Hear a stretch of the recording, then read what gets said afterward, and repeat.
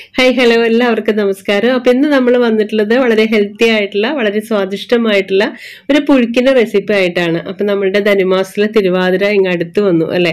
അപ്പോൾ തിരുവാതിരയ്ക്ക് ഒഴിച്ചുകൂടാൻ പറ്റാത്തൊരു വിഭവമാണ് നമ്മുടെ തിരുവാതിര പുഴുക്ക്. അപ്പോൾ ഈ പുഴുക്ക് പല രീതിയിൽ പല സ്ഥലങ്ങളിൽ ഉണ്ടാക്കാറുണ്ട്. അതായത് ഇരിങ്ങാലക്കുട തൃശ്ശൂർ ഭാഗങ്ങളിലുള്ളവർ മുതിര വെച്ചിട്ടാണ് ഉണ്ടാക്കാറ്. നമ്മൾ ചില ഭാഗങ്ങളിൽ വൻപയർ വെച്ചിട്ടും ഉണ്ടാക്കാറുണ്ട്. അപ്പം ഞാൻ രണ്ട് രീതിയിലും പുഴുക്ക് ഉണ്ടാക്കാറുണ്ട് കേട്ടോ.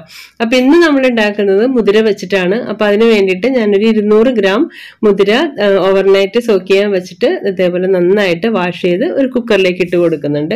ഇനി അത് വേവാൻ ആവശ്യത്തിന് വെള്ളം ഒഴിച്ചതിന് ശേഷം നമ്മൾ കുക്കർ അടച്ച്, എൻ്റെ കുക്കറിൽ ഒരു 10-15 വിസിലോളം വന്നതിന് ശേഷമാണ് കേട്ടോ മുതിര വെന്ത് കിട്ടിയത്. അപ്പൊ നമ്മൾ കുക്കർ അടച്ച് അടുപ്പത്ത് വെച്ച് കൊടുത്തിട്ടുണ്ട്. ഇനി നമ്മൾക്ക് ആവശ്യത്തിനുള്ള കഷ്ണങ്ങൾ എടുക്കണം. അപ്പൊ ഞാനിവിടെ ചെറുകിഴങ്ങ്, അതേപോലെ കണ്ടിച്ചേമ്പ്, കൂർക്ക, കാച്ചില്, പിന്നെ നമ്മുടെ കൊള്ളിക്കപ്പ, അതേപോലെ മധുരക്കിഴങ്ങ് എനിക്ക് പുഴുക്കിലിടാൻ ഭയങ്കര ഇഷ്ടമാണ് കേട്ടോ. അത് നല്ലൊരു മധുരമൊക്കെ കിട്ടുമ്പോൾ നല്ലൊരു ടേസ്റ്റാണ്. അതേപോലെ ചേന, കായ, മത്തങ്ങ, ഇനി ഇതിൻ്റെ കൂടെ ക്യാരറ്റ് ഇടാം. നമുക്ക് ഇഷ്ടമുള്ള കിഴങ്ങ് വർഗ്ഗങ്ങൾ എല്ലാം ഇതിൻ്റെ കൂടെ നമുക്ക് ഇടാവുന്നതാണ്. അപ്പം ഞാൻ ഇത്രയും കിഴങ്ങ് വർഗ്ഗങ്ങൾ എടുത്തിട്ടുണ്ട്. ഇതെല്ലാം നന്നായിട്ട് തൊലി കളഞ്ഞ് അത്യാവശ്യം നല്ല വലിപ്പത്തിൽ തന്നെ നമ്മൾ കട്ട് ചെയ്തെടുക്കുന്നുണ്ട് കേട്ടോ. കാരണം ഇത് ഒന്ന് തിളച്ച് കഴിയുമ്പോൾ തന്നെ എല്ലാം ഇങ്ങനെ കലങ്ങിപ്പോവും. അപ്പം അതുകൊണ്ട് തന്നെ വലിയ പീസസ് ആയിട്ടാണ് നമ്മൾ കട്ട് ചെയ്തെടുക്കുന്നത്. അപ്പോൾ ഒരു 10-15 വിസിൽ വന്നതിന് ശേഷം ഞാൻ ഓഫ് ചെയ്തു. കംപ്ലീറ്റ് എയർ പോയതിന് ശേഷം നമ്മൾ കുക്കർ തുറക്കുമ്പോൾ നന്നായിട്ട് മുതിരയൊക്കെ വെന്തിട്ടുണ്ട് കേട്ടോ. ഇനി നമ്മൾ ഇതിലേക്ക് തന്നെ നമ്മൾ കഷ്ണങ്ങൾ ഇട്ട് കൊടുത്തിട്ട് വേവിച്ചെടുക്കാൻ പോവാണ്. അപ്പോൾ നമ്മൾ കഴുകി വെച്ചിരിക്കുന്ന കഷ്ണങ്ങൾ നമ്മളിതിലേക്ക് ഇട്ട് കൊടുക്കുകയാണ്. അപ്പൊ ഈ കഷ്ണങ്ങളൊക്കെ പെട്ടെന്നൊന്ന് തിളച്ച് വേവുന്ന കഷ്ണങ്ങളാണ് നമ്മൾ ഈ കിഴങ്ങ് വർഗ്ഗങ്ങളെല്ലാം തന്നെ. അപ്പൊ അതുകൊണ്ട് തന്നെ കുക്കറിൽ നമ്മൾ ഒറ്റ വിസിൽ മതി കേട്ടോ. ഞാനിവിടെ ഒരു വിസിൽ മാത്രമേ അടുപ്പിക്കുന്നുള്ളൂ. പിന്നെ നമ്മളിത് കൂർക്ക കട്ട് ചെയ്ത് വെള്ളത്തിൽ ഇട്ട് വെച്ചിട്ടുണ്ടായിരുന്നു, അത് നമ്മൾ ഇതിലേക്ക് ഇട്ട് കൊടുക്കുന്നുണ്ട്.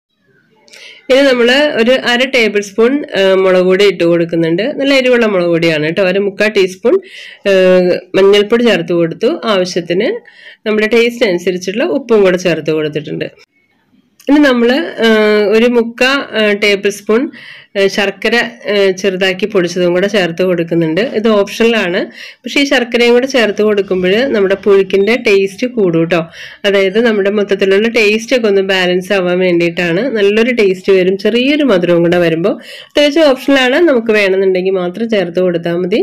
കഷ്ണങ്ങൾ വേവാനുള്ള വെള്ളവും കൂടെ ചേർത്ത് കൊടുത്തതിന് ശേഷം നമ്മൾ കുക്കർ അടച്ച് ഒറ്റ വിസിൽ വരുന്നത് വരെ വെയിറ്റ് ചെയ്യാം കേട്ടോ.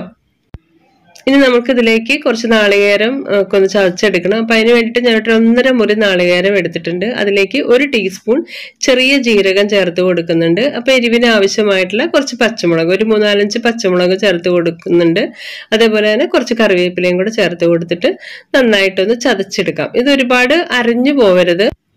അപ്പോൾ ഇതാ നമ്മൾ ഒരു വിസിൽ വന്നു, കംപ്ലീറ്റ് എയറും പോയതിന് ശേഷം കുക്കർ തുറന്ന് നോക്കുമ്പോൾ കഷ്ണങ്ങളും ഒക്കെ നന്നായിട്ട് യോജിച്ച് വന്നിട്ടുണ്ട് കേട്ടോ. നമ്മുടെ മുതിരയും കഷ്ണങ്ങളും ഒക്കെ നന്നായിട്ട് യോജിച്ച് വന്നിട്ടുണ്ട്. ഇനി നമ്മളൊരു വൈഡായിട്ടുള്ളൊരു പാത്രത്തിലേക്ക് ഇതിട്ട് കൊടുക്കുകയാണ്.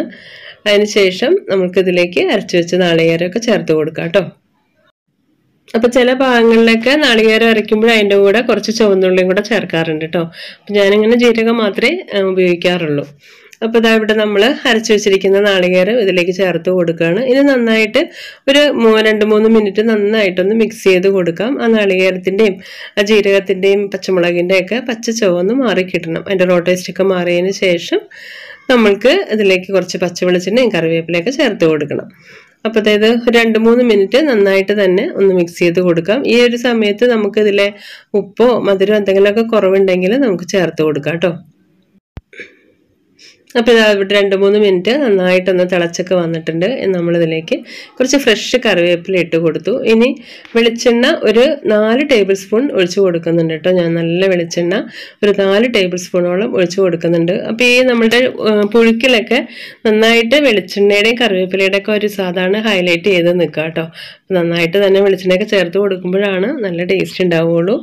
അപ്പോൾ അതിന് ശേഷം നന്നായിട്ടൊന്ന് മിക്സ് ചെയ്ത് കൊടുത്തു. നമ്മൾ ഫ്ലെയിം ഓഫ് ചെയ്ത് കൊടുത്തിട്ടുണ്ട്.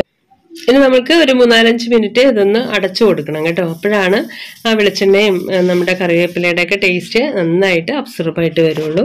ഞാനിവിടെ അടച്ചു കൊടുത്തിട്ടുണ്ട്. ഇതായപ്പോൾ ഒരു 3-4 മിനിറ്റ് കഴിഞ്ഞു. അപ്പോൾ നമ്മൾ പ്ലേറ്റൊക്കെ ഒന്ന് തുറന്ന് നോക്കുമ്പോൾ എന്താ വാസന എന്നറിയോ? പച്ച വെളിച്ചെണ്ണയുടെയും കറിവേപ്പിലയുടെയൊക്കെ നല്ലൊരു സ്മെല്ലാണ് അടുക്കള മുഴുവനും. അപ്പോൾ ഇത്രയേ ഉള്ളൂ കേട്ടോ. നമ്മുടെ വളരെ ഈസിയാണ് ഈ ഒരു പുഴുക്ക് ഉണ്ടാക്കാനായിട്ട്. അപ്പോൾ ഈ വരുന്ന തിരുവാതിരയ്ക്ക് ഇതുപോലെ എല്ലാവരും ഒന്ന് ഉണ്ടാക്കി നോക്കിയിട്ട് കമൻസ് പറയണം കേട്ടോ.